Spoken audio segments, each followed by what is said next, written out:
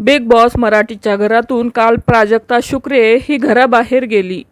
Big boss मराठीच्या घरातून बाहेर पडताच प्राजक्ता शुक्रे हिने सोशल मीडियावर एक पोस्ट शेअर करत तिच्या भावना व्यक्त केल्या आहेत.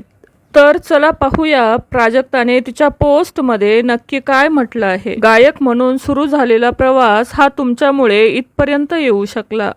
बिग बॉसच्या घरात जाण्याचे खूप निकष असतात. त्यातला एक निकष हा कॉमन आहे आणि तो म्हणजे मनोरंजन. आजवर मी गाण्यातून तुमचं इथपर्यंत मनोरंजन करत आले. घरातल्या कर्णकर्कश आवाजांमध्ये माझा एक आवाज काही काळापुरती शांतता निर्माण करत होता. याचा खूप आनंद आहे. बाकी आपली भेट होतच राहील. माध्यम वेगळं असेल. खूप आभार, अशी पोस्ट प्राजक्ता शुक्रे हिने बिग बॉसच्या घराबाहेर पडताच शेअर केली आहे. तर प्राजक्ता ही घराबाहेर पडली त्याबद्दल तुमची काय प्रतिक्रिया आहे नक्की कमेंट करून सांगा. धन्यवाद.